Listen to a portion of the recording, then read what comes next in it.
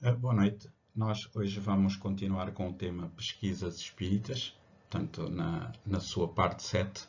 As outras 6 palestras iniciais estão todas depositadas no YouTube do Centro de Cultura Espírita de Caldas da Rainha e esta será a sétima, que também para lá irá, e as outras que virão. Neste conjunto de palestras vamos abordar pesquisadores que andaram a investigar áreas fronteiriças do espírito. O nosso tema de hoje vai ser em torno da espionagem psíquica, a vida além da matéria. Allan Kardec, o codificador da doutrina dos espíritos, em 1857 ele apresentou provas reais científicas, utilizando o método científico, método experimental, de que a vida continua para além da morte do corpo de carne, de que é possível falarmos com os nossos falecidos dentro de determinadas circunstâncias, bem como da reencarnação, a lei de causa e efeito, a pluralidade dos mundos habitados e a existência de Deus. Não é?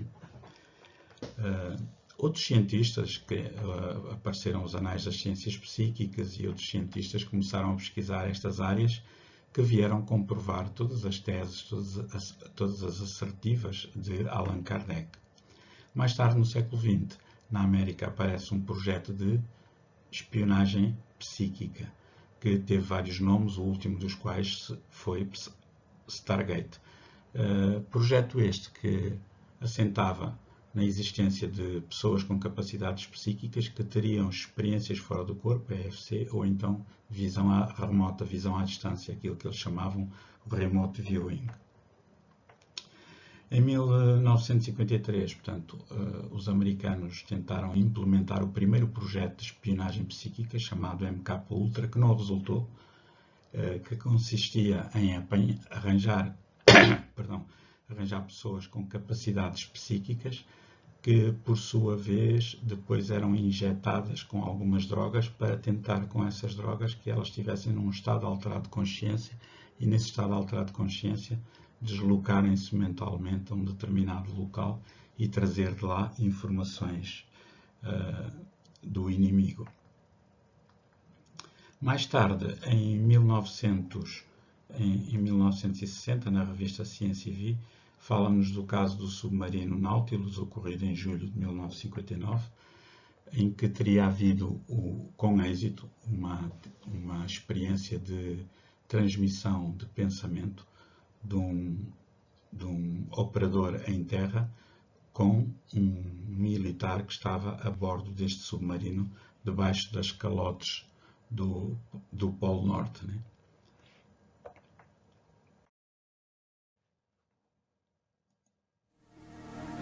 A CIA começou a interessar-se pelo que se afirmava conseguir com isso, porque, a ser verdade, podíamos ficar sentados numa sala e situar a nossa percepção em qualquer parte do planeta. E era óbvio que a CIA estaria muito interessada nisso.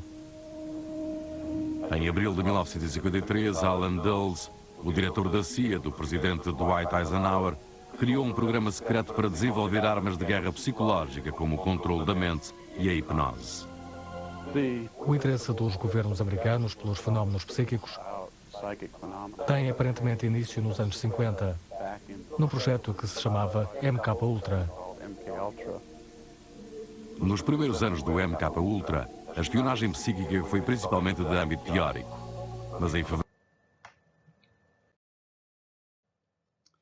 Portanto, mais tarde, Harold Puthoff fazia parte de uma equipa do Estado americano que estava a tentar contratar e encontrar pessoas que tivessem essas capacidades psíquicas.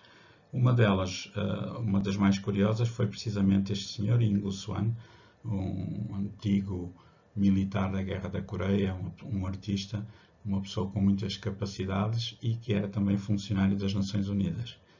E Harold Puthoff fez muitas experiências com êxito com ele. Por exemplo, ele adivinhava coisas dentro das caixas, dizia que podia haver coisas noutras partes do mundo, foi ridicularizado, mas houve uma experiência que correu muito bem e da qual vamos falar mais à frente.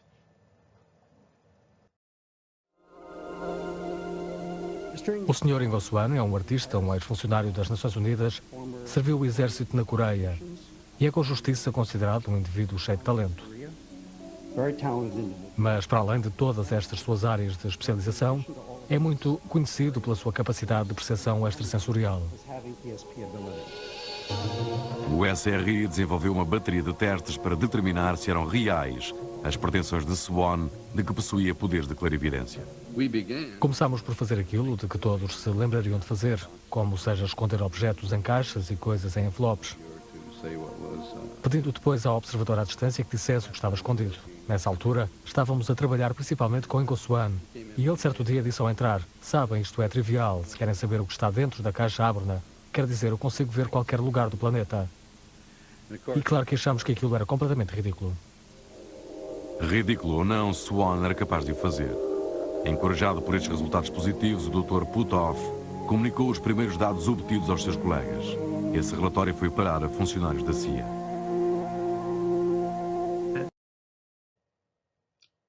Muito bem. Aqui temos, por exemplo, no dia 27 de abril de 1973, Ingo Swan fez uma sessão de experiência fora do corpo, de visão à distância, o que tenha sido, em que ele conseguiu, dentro da sua salinha, onde estava fechado, conseguiu descrever a atmosfera de Júpiter.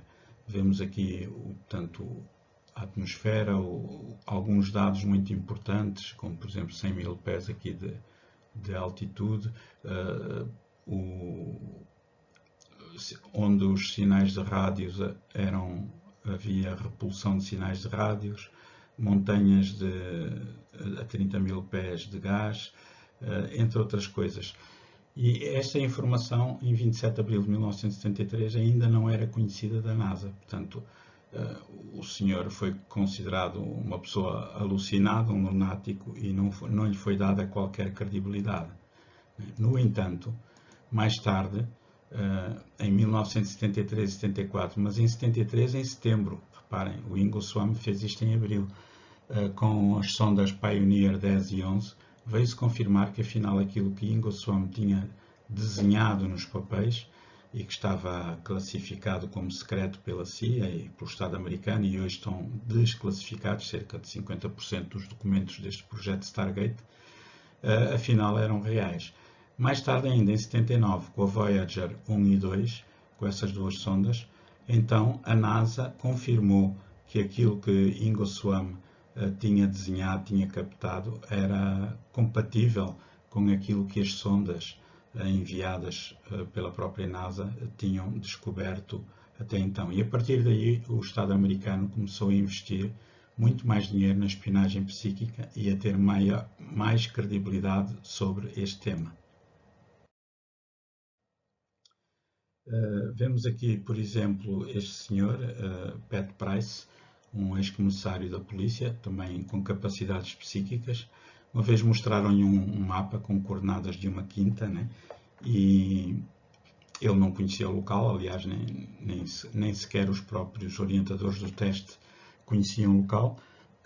Perdão, ele começou o que era suposto ele não saber, portanto, aquilo era uma quinta, era um espaço com arvoredo, com um edifício, uma vivenda, né?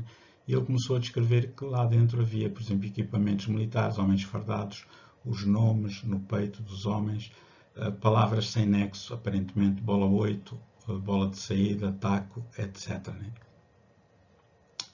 Então, Pat Price acabava de descrever um gabinete de segurança nacional, um centro secreto de comunicações a 210 km de Washington, que ninguém conhecia. Os nomes de código eram nomes codificados de arquivos secretos que existiam nesse centro. A CIA desconfiou que ele fosse algum espião, né? Foi investigado, foi seguido, até que descobriram que de facto ele não tinha como saber isso e começaram a investir nesse programa de espionagem psíquica também com Pat Price. Um teste de observação à distância feito em 1974 produziu resultados extraordinários. O alvo para que apontavam telepaticamente tanto Ingo Swann como Pat Price era a casa de fim de semana de um agente da CIA, uma quinta na Virgínia. Em vez disso, observaram psiquicamente algo totalmente inesperado. Price e Swann viram ambos umas estruturas ímpares semelhantes a abóbadas. Depois, Pat Price procurou mais e, numa extraordinária sessão de clarividência, viu o pessoal militar uniformizado e os nomes de várias pessoas que lá trabalhavam. Descreveram realmente uma paisagem rural, com uma fileira de montanhas arborizadas, mas depois ficaram fascinados por alguns edifícios, uma vedação guardada e umas instalações subterrâneas. Não era quinta nenhuma, mas as instalações de uma agência de segurança nacional ultra secreta, de que nem a CIA nem os cientistas do SRI estavam minimamente ao corrente. Entraram, em termos de observação à distância, nessas instalações e Pat Price pôde captar várias coisas muito interessantes. E o que foi mais extraordinário, Price pôde ver arquivos de fecheiros rotulados com nomes de códigos secretos. Essas palavras em código pertenciam todas ao jogo de bilhar americano. Bem, isso manteve-se como um mistério durante várias semanas, porque esperavam obter a descrição de uma quinta do sul da Virgínia.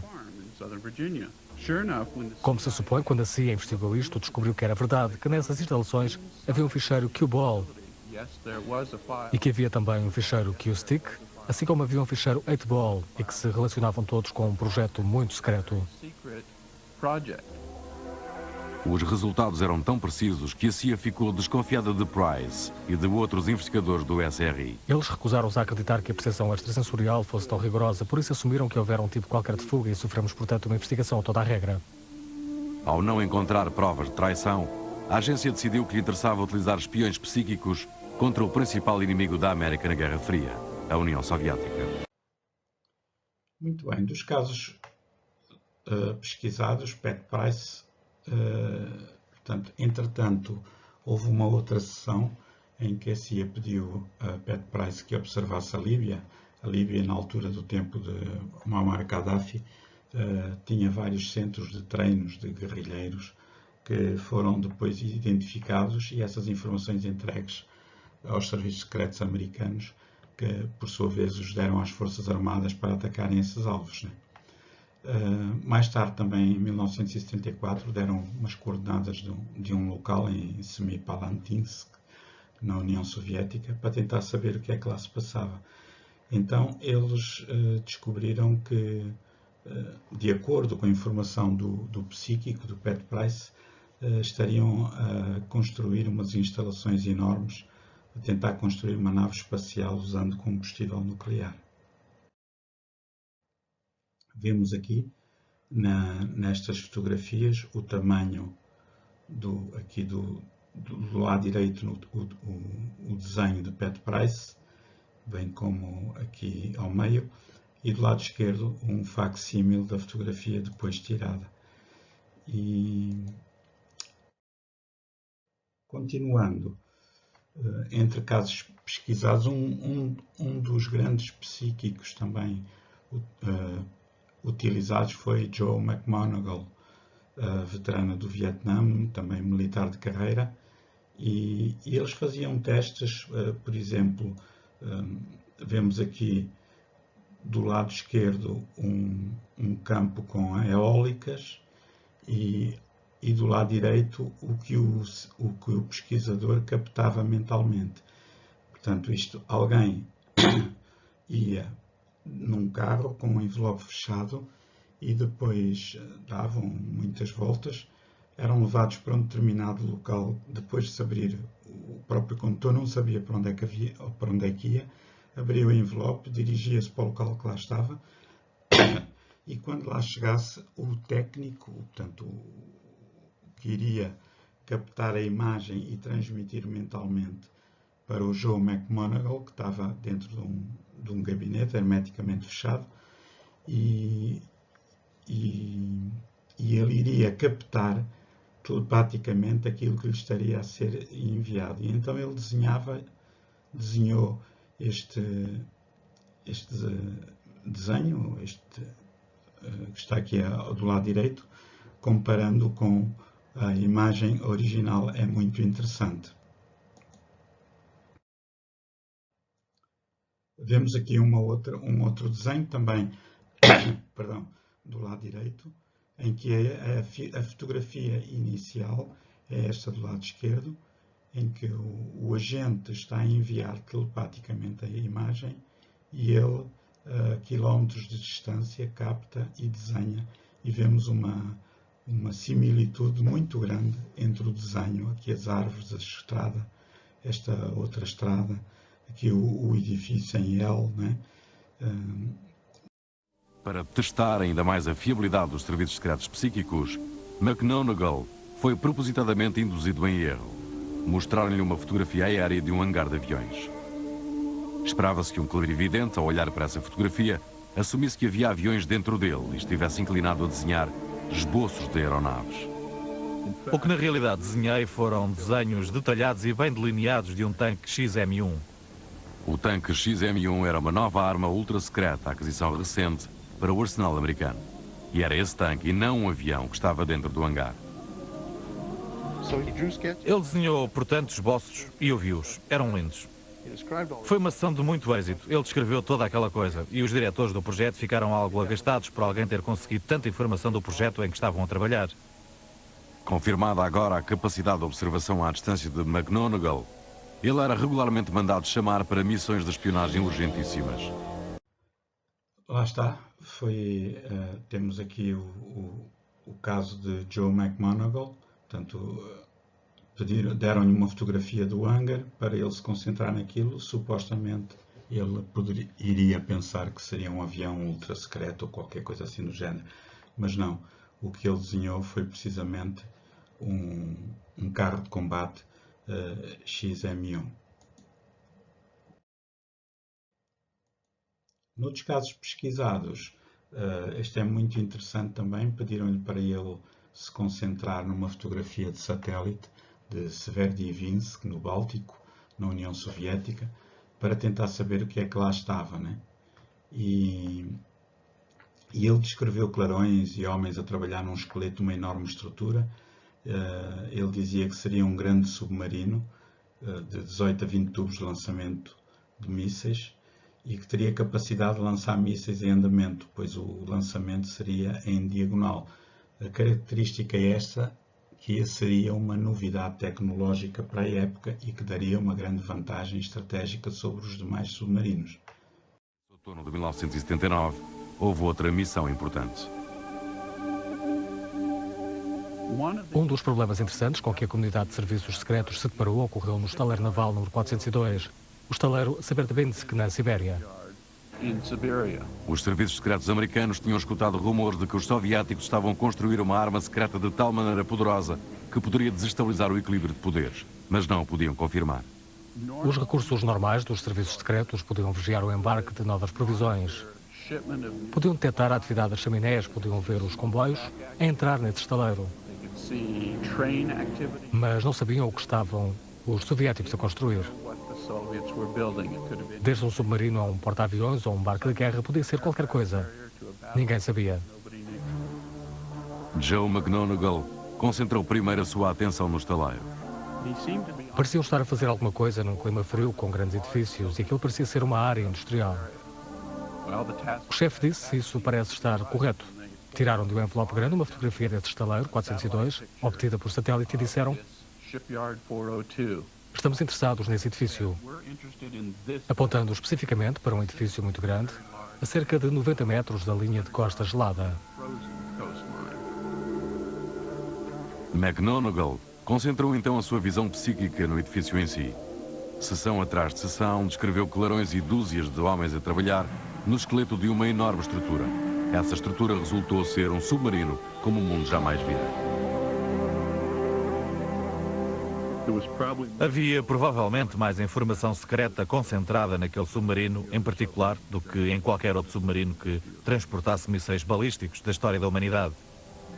O que Joe viu telepaticamente era o maior e mais moderno submarino do mundo, o da classe Typhoon. Tinha capacidade para transportar mísseis cruzeiro, algo que à época se julgava impossível.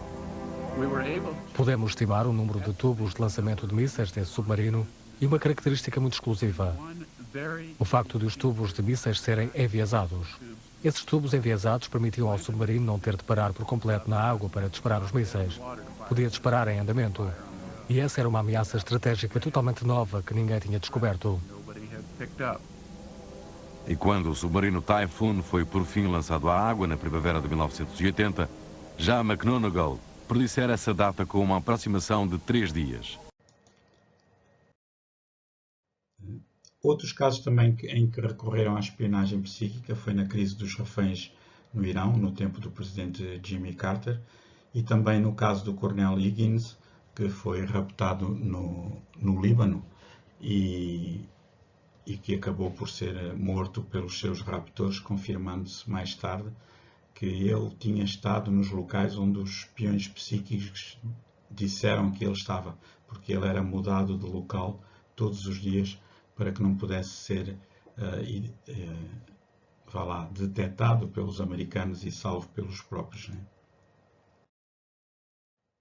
Aqui uma outra situação muito interessante foi um bombardeiro soviético, Tupolev 22, Backfire, disparava para trás também, que caiu em África, em que os americanos utilizaram espionagem psíquica para chegar lá, em primeiro lugar, antes dos russos, antes dos soviéticos, e conseguir assim ter acesso a essa informação.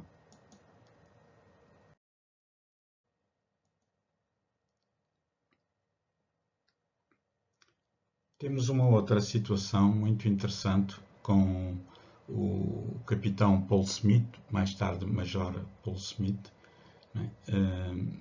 Ele teve um caso de pré-cognição, isto é, ele conseguiu prever com 2 dias de antecedência um ataque a um navio americano e 2 dias depois a fragata Stark FFG-31 foi atacada por engano pela aviação americana com 2 mísseis Exocet. Vemos aqui o Major Paul Smith, vemos aqui a fragata que foi atacada. O comandante da fragata informou que navegavam com os sistemas de defesa aérea desligados, daí que não tenham detectado os mísseis Exocet. Isto aconteceu cerca de 4 anos antes da Primeira Guerra do Golfo, em 1991. O Iraque pediu desculpas publicamente. Existem outras missões de espionagem psíquica que não receberam autorização oficial do governo para serem tornadas públicas, apesar de as pessoas nelas envolvidas terem revelado os seus papéis. Durante uma missão, um clarividente do Exército usou a pré-cognição, capacidade paranormal que permite que alguém visione acontecimentos antes de eles acontecerem. A sessão mais sensacional e mais espetacular em que já participei talvez tenha sido a que tinha como alvo aquilo que acabou por ser o ataque dos iraquianos ao USS Stark, num torpedeiro americano que navegava tranquilamente pelo Golfo Pérsico. Em maio de 1987, o capitão Paul Smith trabalhava como observador à distância para a equipa de Stargate. Isolado numa sala especial em Fort Meade, Smith visionou acontecimentos que só ocorreriam 2 dias mais tarde. Comecei a descrever aquela estrutura metálica. Depois compreendi que essa estrutura se encontrava na água e compreendi que se deslocava. E começou a parecer-me um torpedeiro americano. De repente, percebi que também estava a captar um avião. Voava a uma distância considerável desta embarcação. E a certa altura, o avião deixou cair 2 objetos que eram compridos e estreitos. Tinham umas pequenas asas curtas e grossas e faziam um ruído ensurdecedor, semelhante ao gotejar. Pareciam estar a voar por ali sem direção, até que, não sei como, a embarcação e esse objeto se encontraram. E então é tudo fumo e de fogo e de gente a gritar. Horas depois desta ocorrência, cumpriu-se a premonição do capitão Smith. Supostamente por ter confundido o USS Stark com uma embarcação hostil, um caça-jato iraquiano disparou contra ele 2 mísseis Exocet. Isto sucedeu 4 anos antes da Guerra do Golfo. Os iraquianos pediram publicamente desculpas aos Estados Unidos pelo seu trágico erro, mas morreram 37 americanos. Foi incrível como aquilo foi exato. Não relatei nada que não fosse verdade e não deixei de fora muito do que era verdade. É provável que nunca tenha tido uma sessão mais nítida, nem antes nem depois.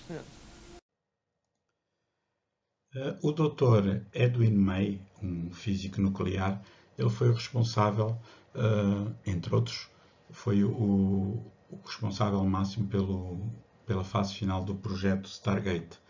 E ele esteve em Portugal no simpósio Há Quem Além do Cérebro, da Fundação Bial, na Casa do Médico, no Porto, onde apresentou os seus trabalhos, e ele refere, não sendo espírita, nem conhecendo o espiritismo, que algo é transmitido através do tempo e do espaço e chega ao receptor, que é o ser humano. Diz ele que todos nós temos dons psíquicos e que os segredos da mente conseguem ser tão ou mais eficazes do que os melhores espiões. É muito interessante que ele diz que o grupo de percepção extrasensorial, o grupo PES, ou ESP, em inglês, é em média 15% mais rápido do que os métodos tradicionais na busca de casos complicados. E outra coisa importante é que ele diz que cerca de 0,5% da população mundial tem esta característica. Ora, 0,5% são 40 milhões de pessoas, é muita gente, não é? Partindo do pressuposto que é só esse 0,5%. Continuando aqui com o físico Edwin May, portanto, ele refere que a definição de percepção extrasensorial é pela negativa, ou seja, é aquilo que acontece quando não devia acontecer nada, o que é muito interessante, né? Ele diz que não sabe o que é percepção extrasensorial, que apenas sabe ensinar um conjunto de práticas, de regras, que, quando levadas a cabo, levam a uma transmissão de informação que normalmente não devia acontecer.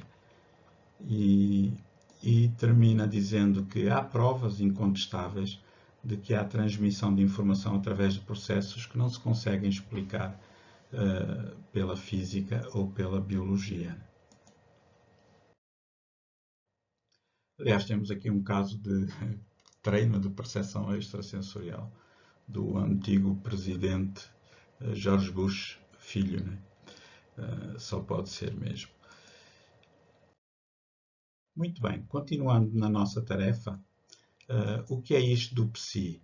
Psi vem do grego psique, alma, refere-se aos fenómenos paranormais.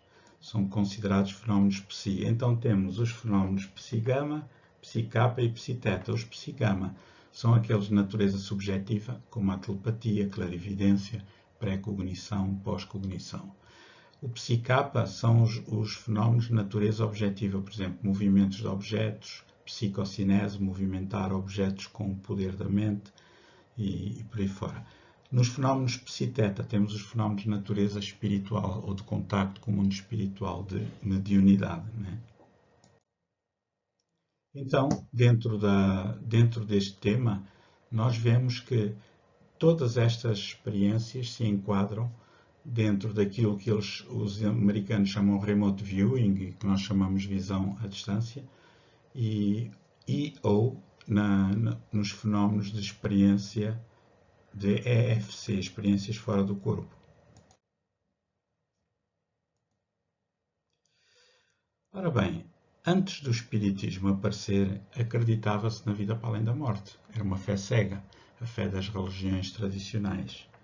Mas depois do espiritismo aparecer aqui com Allan Kardec, em 18 de abril de 1857, com o lançamento oficial de O Livro dos Espíritos, a partir daí não há necessidade de acreditar na vida para além da morte, porque essa constatação é verificada experimentalmente.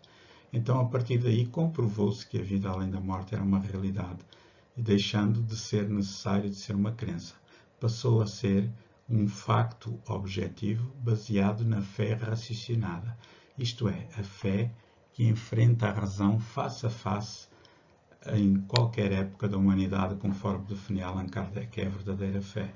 Uma fé baseada no raciocínio e não numa crença baseada em factos, em pesquisas repetíveis, comprovados experimentalmente. Ora, nas sessões anteriores, nas palestras anteriores desta sequência de pesquisas espíritas, nós encontramos vários cientistas que se dedicaram à pesquisa da sobrevivência da alma. Temos aqui, por exemplo, William Crookes, Sir William Fletcher Barrett, César Lombroso, Arthur Conan Doyle, Alexander Aksakov, Ernesto Bolzano, aqui, Léon Denis, Albert Rochat, Charles Richer, Daniel Delanne, Camille Flammarion, Gustave Geley, Frederick Zollner e Eb Sargent. Já falámos também de outros, como por exemplo o casal Curie, Pierre Curie e Marie Curie, que fizeram pesquisas com a médium italiana Eusapia Palladino, entre outros, Crawford, Paul Gibier, Sir Oliver Lodge, Oshorovitz, Schrenz-Notzing e o psiquiatra italiano Morzelli. Encontramos também Alfred Roussel Wallace, o enorme Roussel Wallace, William James, Frederick Myers, Joseph Mankind, todos eles pesquisando a fenomenologia espírita que já tinha sido comprovada por Allan Kardec.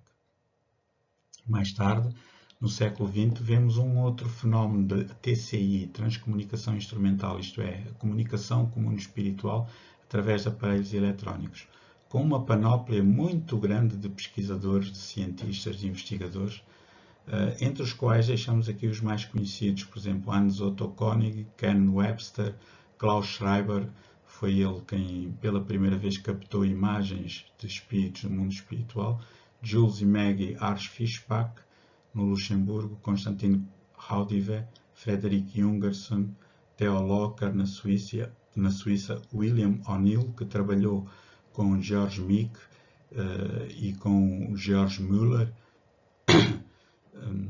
o físico Ernst Senkowski, a brasileira Sônia Rinaldi, o brasileiro Clóvis Nunes, o cientista brasileiro Hernani Guimarães Andrade, o padre católico François Brun, temos aqui também a doutora Anabela Cardoso, uma diplomata portuguesa em França, o Dr. David Fontana e Marcello Bacci em Itália.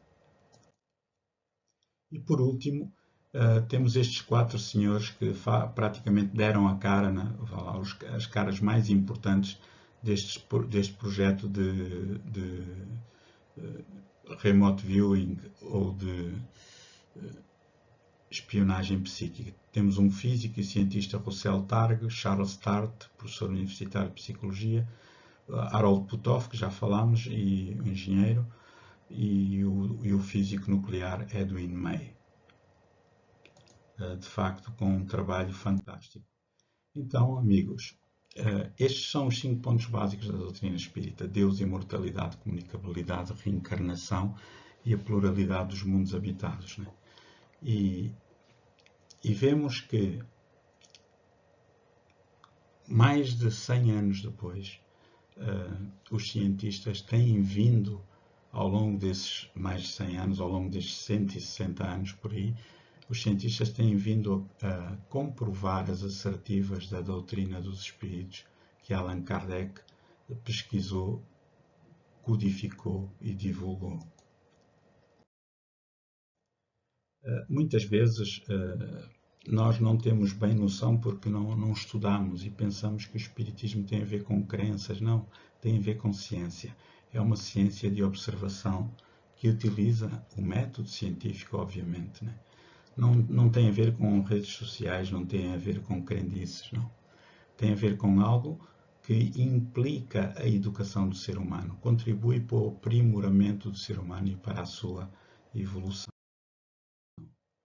Com base nessa ciência, é uma ciência que investiga os factos espíritas. Dessa investigação nasce toda uma filosofia de vida, né?